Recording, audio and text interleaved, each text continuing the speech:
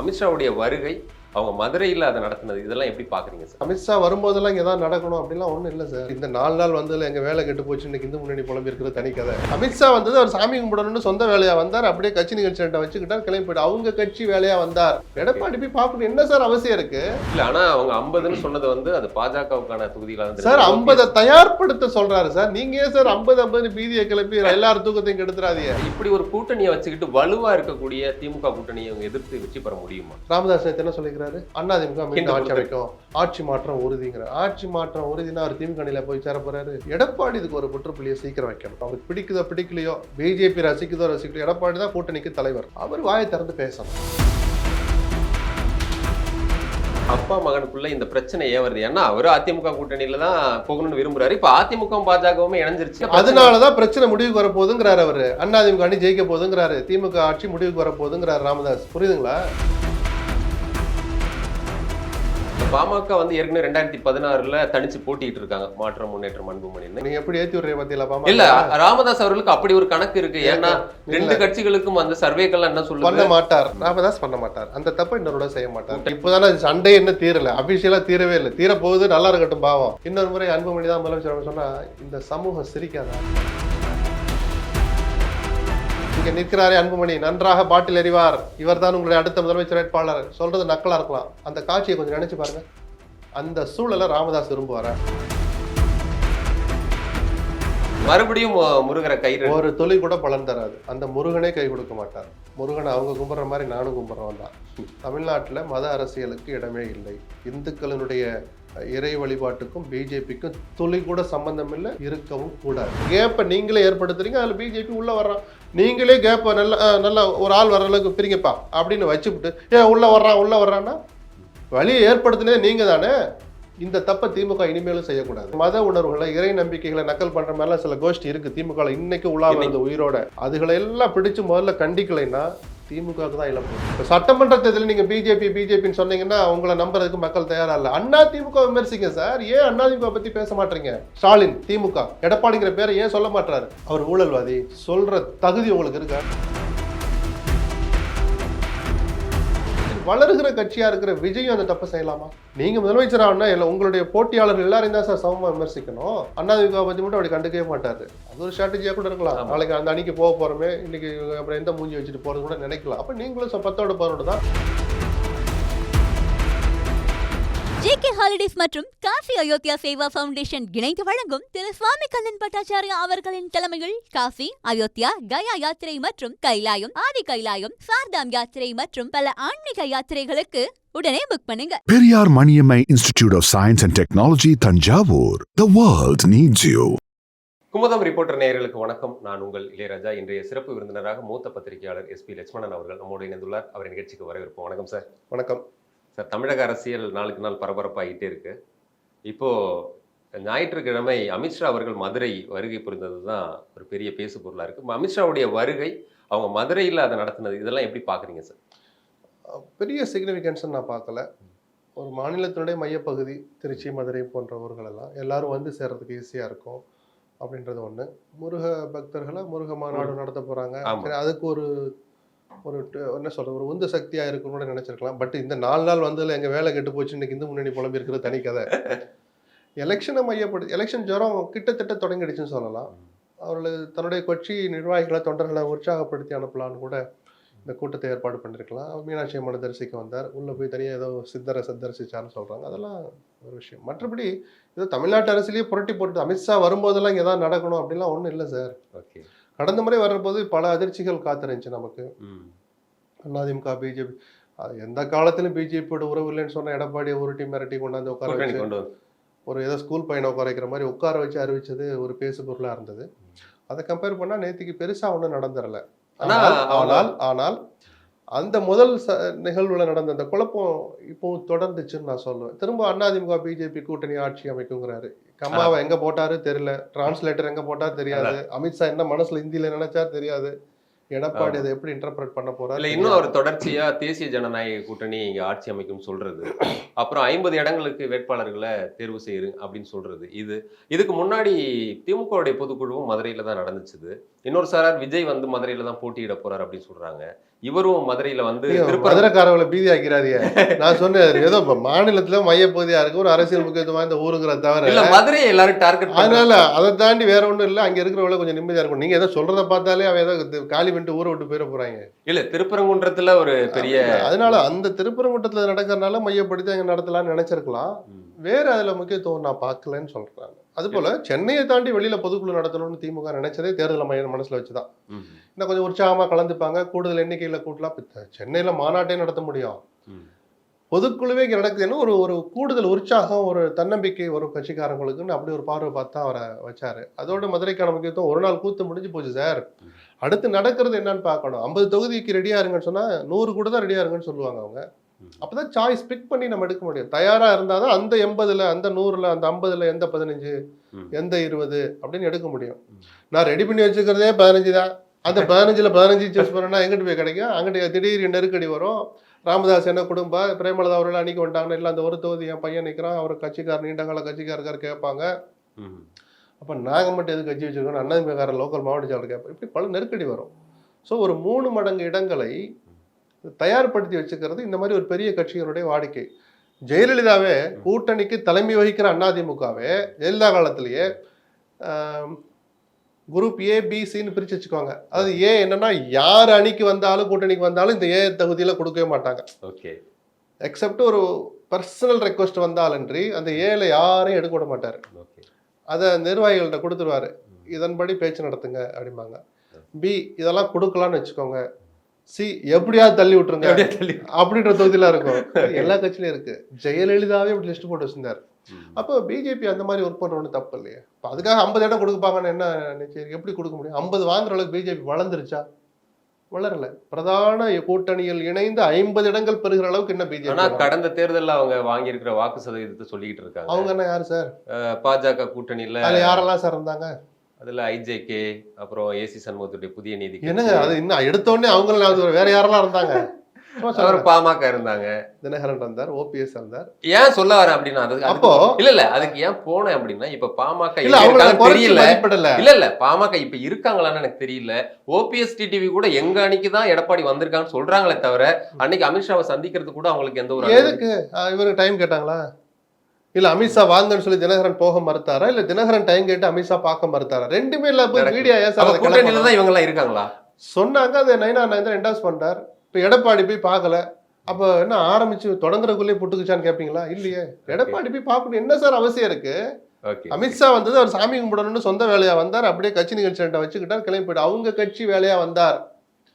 கூட்டணினாலும் அவங்கவுங்களுக்குன்னு கட்சிகள் இருக்கு, சரிதானா? இப்போ நீங்க சொன்ன அந்த 18% வர்றேன், அது பிஜேபி வாங்கின வாக்குகள் அல்ல, பிஜேபி கூட்டணி வாங்கின வாக்கு.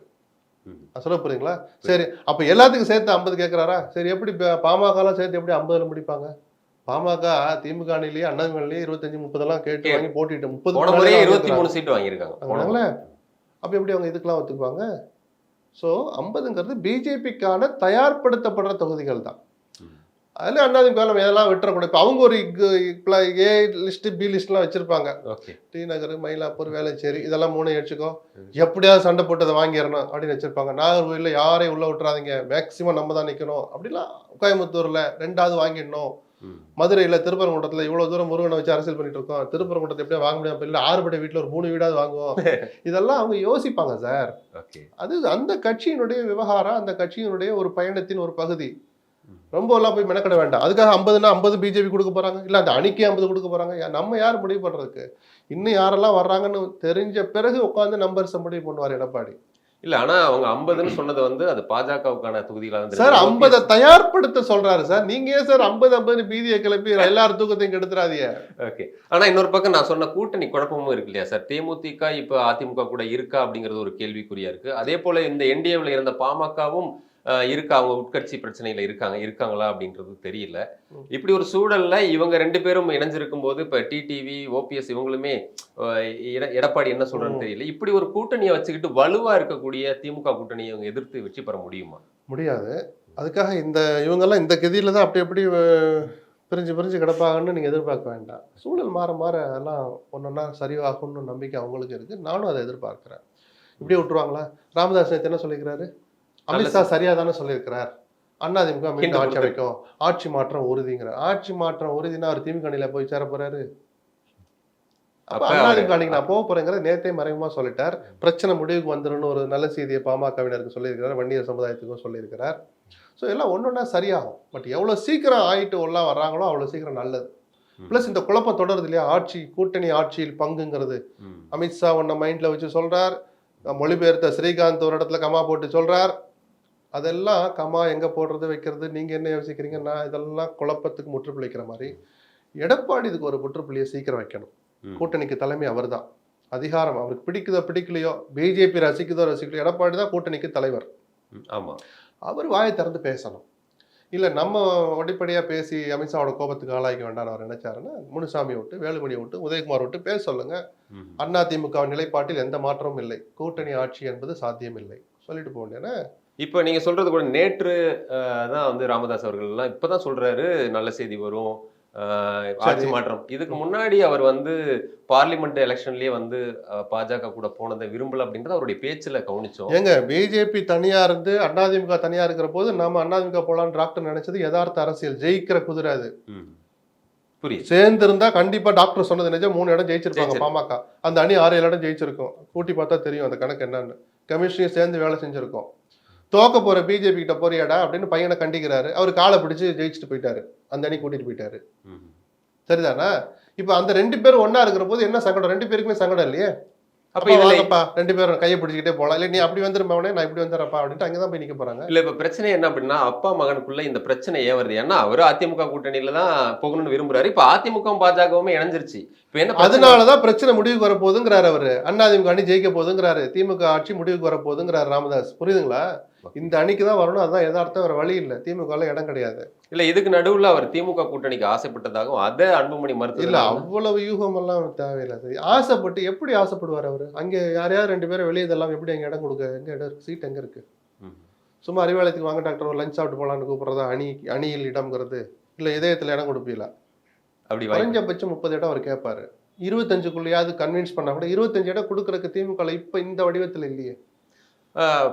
பாமக வந்து ஏற்கனவே 2016 தனிச்சு போட்டிட்டு இருக்காங்க, மாற்றம் முன்னேற்றம் அன்புமணின்னு. இப்ப அதை பண்ணலாம், அந்த வேலை பண்ணணும். நீங்க எப்படி ஏத்தி விடுறீங்க பத்தியில பாமக? இல்ல ராமதாஸ் அவர்களுக்கு அப்படி ஒரு கணக்கு இருக்கு. ஏன்னா 2 கட்சிகளுக்கும் அந்த சர்வேக்கள் என்ன சொல்லுது, பண்ண மாட்டார்.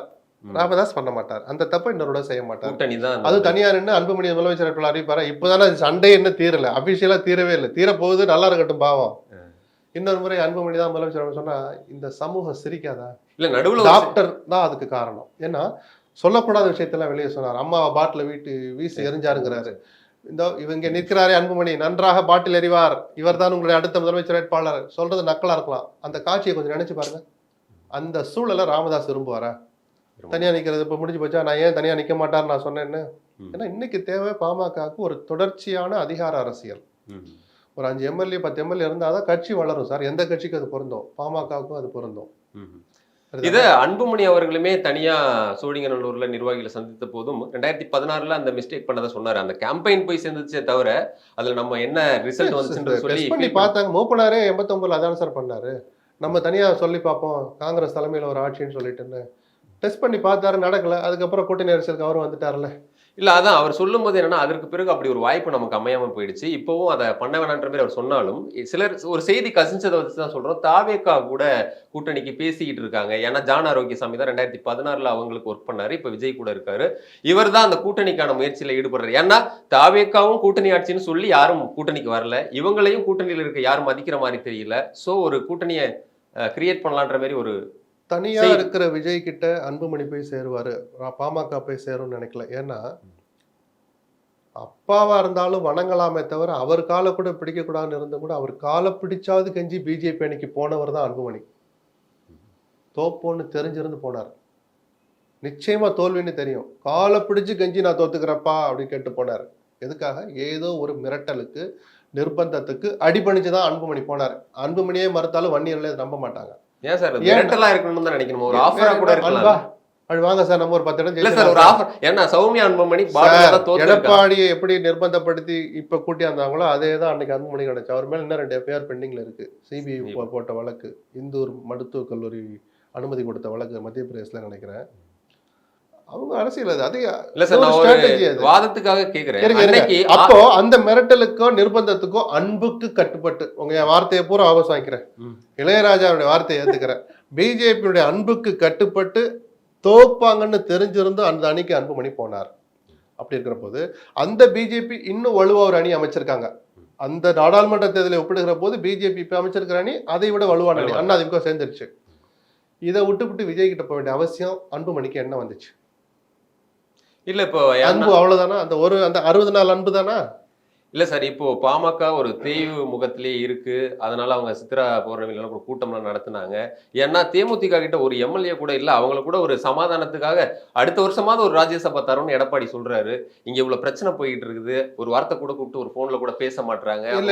அப்ப ஒரு டிமாண்ட் ஏத்தணும் அப்படின்னா எங்களுக்கு இன்னொரு ஆஃபர் இருக்கு அப்படின்றத கிரியேட் பண்ண சார். உள்ள சண்டை நடந்துகிட்டு இருக்கு. போனா அங்க கை மாறுற பாத்திரம் ஒண்ணு நம்ம மேலேயும் விழும். நக்கலா சொல்லல, அவங்களுக்குள்ள 1000 இருக்கும் சார். அதை முடிச்சுக்க. சரி, எடப்பாடி தலையிடவில்லைன்னு நினைக்கிறீங்களா? நீங்க தலையிட்டு இருக்காரு. போன்ல பேசி டாக்டர் கொஞ்சம் பொறுமையா போங்கன்னு சொல்லிருக்கலாம். அன்புமணி கிட்ட பேசியிருக்கலாம் போன்ல. இல்ல குமரகுரு அனுப்பி நேரில் கூட பார்த்து வாங்கன்னு சொல்லியிருக்கலாம். சிவி சண்முகத்தை அனுப்பிச்சிருக்கலாம், பேசியிருக்கலாம். நான் டாக்டர் விசாரிச்சேன்னு சொல்லு, வருத்தப்பட்டேன்னு சொல்லு. ஸ்டாலின் கூட அதை செஞ்சிருக்கலாம் சார். அது ஒரு கவனிக்க தகுந்த ஒரு குடும்பம், சமூக நீதியில ஒரு குறிப்பிடத்தகுந்த பங்களிப்பை செஞ்ச ஒரு கட்சி இன்னைக்கு இந்த கதியில் இருக்குன்னா யாருமே அதை ரசிக்க மாட்டாங்க. அப்படி எதிரி அந்த அடிச்சுக்கிட்டு சாப்பிட்டு நினைக்கிற அளவுக்குலாம் தமிழர்களோ தமிழ்நாடோ இன்னும் அவ்வளோ கேடுகட்டு போயிடலை. அவங்க நல்லா இருக்கட்டும் தான் நினைப்பாங்க. ராமதாஸ் மேல 1000 வெறுப்பு இருந்தா கூட அவங்க நல்லா இருக்கட்டும் தான் நினைப்பாங்க சார். இந்த விஷயத்துல சீக்கிரம் முடிவுக்கு வரட்டும் தான். ஸ்டாலினும் அப்படிதான் நினைப்பாரு, எடப்பாடி அப்படி நினைப்பாரு. அந்த பாமக திமுக பக்கம் போயிடக்கூடாது, நம்ம பக்கம் வந்துடணும்னு கணக்கு போடுவார் எடப்பாடி. அது அரசியல் கணக்கு.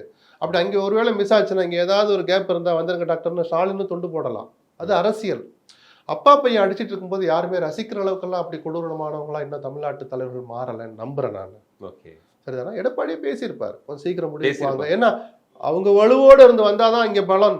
அந்த பலன் நமக்கு கிடைக்கணும். சுயநலத்துக்காவது எடப்பாடி எல்லாம் தலையிட்டு இருப்பார். மறைமுகமா தப்பே கிடையாது. குருமூர்த்தி போனாதான் பதட்டம் வருது நமக்கு. ஆஹா, என்ன நடக்குமா? அவரை பத்தி யாராவது துளி கூட கவலைப்படலையே. எழுதொரு சாமி அவ்வளவு ஒன்றும் ஆபத்தானவரா தமிழ்நாட்டு அரசியல் யாராலும். குருமூர்த்தி தனிநபரா நம்ம மதிக்கலாம். ஆடிட்டர் தான், ஒரு பத்திரிகை ஆசிரியர் தான், மரியாதைக்குரியவர் தான், அதுல இல்ல. ஆர்எஸ்எஸ் சித்தாந்தத்துடைய குருமூர்த்தி, ஓபிஎஸ் உடைய ட்ராக் ரெக்கார்டை ஏற்படுத்தின ஒரு குருமூர்த்தி, இன்னைக்கு ஒரு கிட்டத்தட்ட லிட்டரலா தெருவில் நிக்க வச்சுட்டு போயிட்டார். அவரு நீங்க கேள்வி கேட்கிற அளவுக்கு ஓபிஎஸ் எங்க சார் இருக்காருன்னு கேட்கிற அளவுக்கு அவரை வச்சுட்டாரு. நீ அந்த அண்ணாதிமுக பிளவுக்கு வழிவகுத்த குருமூர்த்தின்னு அவருக்கு வேறு முகங்கள் இருக்கிறனாலதான் பதட்டமா பார்த்தாங்க. ஆனால் இதையெல்லாம் தள்ளிட்டு நிஜமாவே ஒரு அறிவுரை சொல்லவும் போயிருக்கலாம். சீக்கிரம் முடிவுக்கு வாங்க டாக்டர், கூட்டணின்னு வந்தா பலம், முழு பலம் நமக்கு வரணும், அதை கெடுத்துக்க வேண்டாம்னு நல்ல அறிவுரையும் சொல்ல போயிருக்கலாம். அதையும் நான் புறக்கணிக்க மாட்டேன். இப்போ ஏற்கனவே சொல்லியிருக்கீங்க அன்புமணியை மிரட்டி தான் கூட்டணிக்கு வர வச்சாங்கன்னு. இப்போ இவர் பேசி சமாதானப்படுத்தி கட்சியை ஒற்றுமைப்படுத்தி பாஜக அதிமுக கூட்டணிக்கு அழைச்சிட்டு போறத வந்து அதை அன்பா அழைச்சிட்டு போறாங்க அப்படின்ற மாதிரி எடுத்துக்கலாமா? தப்பு இல்லைல்ல. ஏன்னா இயல்பா அமைய வேண்டிய கூட்டணி தான் இது. ராமதாஸ் தனியா நிற்க மாட்டார், விஜயோட போய் இன்னொரு வீணாக்க மாட்டார். டேய் ஒரு காலை பிடிச்சு நீ போய் தோத்துட்ட, இன்னொரு பிடிக்காதுன்னு சொல்லுவார். நான் அதே லாங்குவேஜில் சொல்றேன். இன்னொரு அந்த விஷப்பரீட்சையை செய்ய மாட்டார். அவர் ஜெயிக்கிற குதிரையில தான் பணம் கட்டுவார். அவர் ஜெயிக்கிற குதிரையில பணம் கட்டணும். இதுக்கு முன்னாடி இருந்த சீட்டு இப்ப கிடைக்குமா அப்படிங்கிறது தான் அவருக்கு சில சந்தேகத்தை ஏற்படுத்திருக்கு. அதை பத்தியா சார் நீங்க இவ்வளவு கவலைப்படுறீங்க? இன்னும் 7-8 மாசம் இருக்கு. அந்த சீட்டை பத்தி எல்லாம் பேசுறதுன்னா இன்னும் நாள் இருக்குது. அணி முதல்ல அமையணும், அப்புறம் உட்காந்து வருத்தங்கள் வரும். சில பேர் சந்தோஷப்படுவாங்க, சில பேர் கண்ணீரோட வெளியே போவாங்க. ஆனாலும் தமிழ்நாட்டு நலனுக்காக அப்படின்னு கண்ணீரை தொடச்சிக்கிட்டே போவாங்க. ஏத்துக்கிட்டு போன அந்த காட்சியெல்லாம் பார்த்தோம்ல. ஓகே, எதிர்பார்ப்பு ஏக்கங்கள் எல்லாருக்கும் இருக்கும், நியாயமான எதிர்பார்ப்பா இருக்கும். தன் கட்சி வளரணும், 5 இடத்துல நின்று 8 இடம் நிக்கணும், 10 இடம் நிக்கணும்னு ஆசைப்படுறது ஒன்றும் தப்பு இல்லை. அதெல்லாம் பேச வேண்டிய நேரம் இன்னும் 6 மாசம் இருக்குன்னு சொல்லுவேன். இப்போ மதுரையில் அமித்ஷா அவர்கள் பேசும்போது மீண்டும் அவங்க முருகர் அரசியலை கையில் எடுக்கிறாங்க. ஏற்கனவே வேல் யாத்திரையெல்லாம் போயிருக்காங்க. அதனுடைய பலன் ஒரு 4 எம்எல்ஏ கிடைச்சதாகவும் அவங்க சொல்லிக்கிறாங்க. அதனால கிடைச்சதா நமக்கு தெரியாது. அதிமுக அவ்வளவுதான் கிடைச்சிச்சு, வேல் யாத்திரைனால கிடைக்கல. மறுபடியும் முருகரை கை ஒரு துளி கூட பலன் தராது. அந்த முருகனே கை கொடுக்க மாட்டார். முருகனை அவங்க கும்பிட்ற மாதிரி நானும் கும்பிட்றவன் தான். தமிழ்நாட்டில் மத அரசியலுக்கு இடமே இல்லை. இந்துக்களினுடைய இறை வழிபாட்டுக்கும் பிஜேபிக்கும் துளி கூட சம்பந்தம் இல்லை, இருக்கவும் கூடாது. இந்த தெளிவு தமிழ்நாட்டு மக்களுக்கு இருக்கு, திமுகவுக்கு இருக்கணும். ஏன்னா அவங்க வேற மாதிரி இதை பயமுறுத்தும். ஐயோ பிஜேபி மத அரசியலே மத அரசியல் செஞ்சா எடுபடாதுன்னு சொல்லணும். வேற ஆட்களை வச்சு அவங்க பிரச்சாரம் பண்ணணும் சார். இவங்க சொல்லியா நான் முருகனை கும்பிட்டோம்? அது கிடையாது. பாதை காவடி எடுத்துக்கிட்டு காலங்காலமா போயிட்டு இருக்கான். பிஜேபிங்கிற ஒரு கட்சி உருவாகாததுக்கு முன்னாடி காலத்துல இருந்து போயிட்டு இருக்காங்க. காரைக்குடில இருந்து, கேரளால இருந்து, பழனிக்கு. பிஜேபி கேட்டுக்கிட்டா இல்ல அங்க என்ஓசி வாங்கிட்டு போனாங்களா? வேல் யாத்திரையை இடது கையால் புறம் தள்ளினாங்க தமிழ்நாட்டு மக்கள். அந்த வேலை மதிக்கிற இடத்துல வச்சிருக்க. இன்னைக்கும் பூஜை பண்ண வேல் இருக்கும். எப்படி பூஜை பண்ணணும் அவங்களுக்கு தெரியும். பிஜேபி வந்தால் சொல்லணும் அவசியம் இல்லை. இந்த புரிதல் முதல்ல எல்லா அரசியல் கட்சிகளுக்கும் வரணும், பிஜேபி தவிர்த்த. ஆனா திமுகவை இப்ப பாத்தீங்கன்னா முருகருக்கு மாநாடு நடத்துறது, முருகர் விழா எடுக்கிறது இதெல்லாம் பண்றாங்க. அதுவும் சில விமர்சனங்களை கிளப்பியிருக்கு. இல்ல அரசாங்கம் நடத்தலாமா, பகுத்தறிவு கொள்கையுடைய அரசு அப்படிலாம் வேற திராவிட மாடல் அரசுன்னு சொல்றாங்க. அதனால தப்பு கிடையாது சார். அப்படி அதுக்கு ஒரு துறையை வச்சிருக்கீங்க. அந்த உண்டியலை நல்லா திறந்து காசை மட்டும் வலிச்சு எடுத்துக்கிறீங்க அப்படின்னு கேட்பானா? கேட்க மாட்டாங்க. ஒரு மாநாடு நடத்துங்க. பேர் என்ன திமுக சாதிச்சிச்சு? 40 ஜெயிச்சது முருகன் மாநாடு நடத்தினாலையா இல்லை அதுக்கு நன்றி சொல்றதுக்காக நடத்தினாங்களா? முன்னாடி நடந்தோ பின்னாடி நடந்தோ? அதுக்கு இதுக்கு சம்மந்தம் இல்லை. திமுக பண்ணாலும் அவர்கள் எது உள்நோக்கத்தோடு பண்ணியிருந்தாலும் இங்கே எடுபடாது தான் திமுகவுக்கு நான் சொல்லுவேன். ஆனா நீங்க இந்துக்களை திருப்பி டிஸ்டன்ஸ் பண்ணிக்காதீங்கன்னு சொல்லுவேன். அது நீங்க பிஜேபி உள்ள வர்றதுக்கு தான் இடம் கொடுக்குது. ஏதோ அதாவது மற்ற சமூகத்து சிறுபான்மையினர் விஷயங்களுக்கெல்லாம் வாழ்த்து சொல்றவங்க இதுக்கு சொல்ல மாட்டாங்க. அந்த காயினை யூஸ் பண்ணிக்கிட்டே இருக்கிறாங்க. ஒரு காலத்துல அது எடுபடும். கொஞ்சம் நியாயமும் இருக்கு. ஏன் தீபாவளிக்கு வாழ்த்து சொன்னா என்ன பெருசா குறைஞ்சு போயிருவீங்களா? திமுக என்ன திமுக கா அழிஞ்சு தீ மூணு மட்டும் இருக்க போதா, இல்ல தீ அழிஞ்சு கா மட்டும் இருக்க போதா?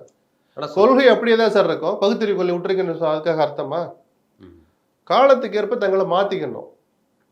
ஒரு வாழ்த்து சொல்ல என்ன குறைஞ்சு போயிருவீங்க? உதயநிதி ஃபர்ஸ்ட் ஸ்டெப்பா போன வருஷம் நம்பிக்கை உள்ளவர்களுக்கு தீபாவளி வாழ்த்துக்குன்னு ஏதோ சொன்னாரு. அப்படி மாறிக்கணும் சார். சரிதானே. தேர்தல் ஆமா சார், தேர்தல் அரசியலுக்கு வந்துட்டீங்க. இதுல இப்படி நீங்க மாறலைன்னா உங்கள்கிட்ட ஓட்டு கேட்கிற தார்மீக தகுதி நீங்க இழந்துட்டீங்கன்னு அர்த்தம். அப்ப கேப்பை நீங்களே ஏற்படுத்துறீங்க. அதுல பிஜேபி உள்ள வர்றான். நீங்களே கேப்ப நல்ல ஒரு ஆள் வர்ற அளவுக்கு பிரிங்கப்பா அப்படின்னு வச்சுவிட்டு உள்ள வர்றான்னா வழியை ஏற்படுத்தினதே நீங்க தானே. இந்த தப்பை திமுக இனிமேலும் செய்யக்கூடாது. இந்துக்களை நக்கல் பண்ற மாதிரி, அவங்களுடைய மத உணர்வுகளை, இறை நம்பிக்கைகளை நக்கல் பண்ற மாதிரிலாம் சில கோஷ்டி இருக்கு திமுக இன்னைக்கு உலா வருது உயிரோட.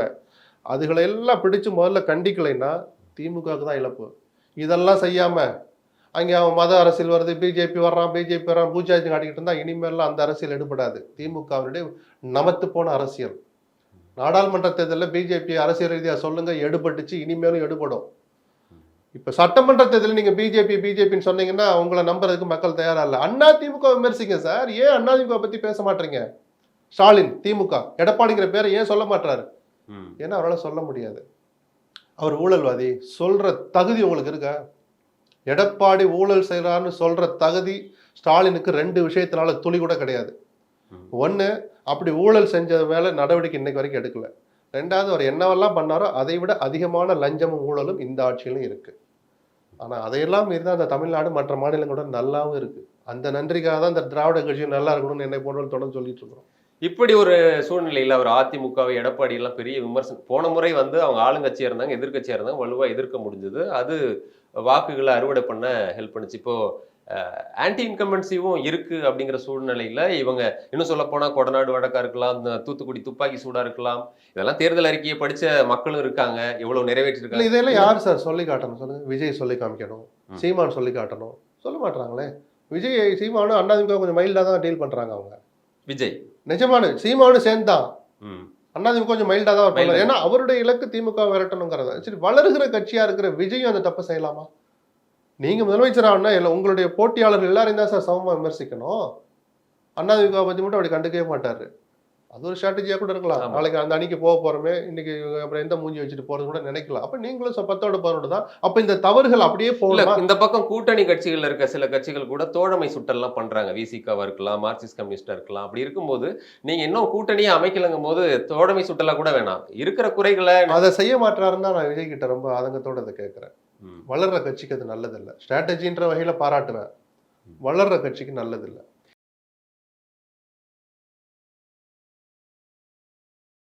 ஜேகே ஹாலிடேஸ் மற்றும் காசி அயோத்தியா சேவா ஃபவுண்டேஷன் இணைந்து வழங்கும் திரு சுவாமி கண்ணன் பட்டாச்சாரியா அவர்களின் தலைமையில் காசி, அயோத்தியா, கயா யாத்திரை மற்றும் கைலாயம், ஆதி கைலாயம், சார்தாம் யாத்திரை மற்றும் பல ஆன்மீக யாத்திரைகளுக்கு உடனே புக் பண்ணுங்க. Periyar Maniammai Institute of Science and Technology, Tanjavur. The world needs you.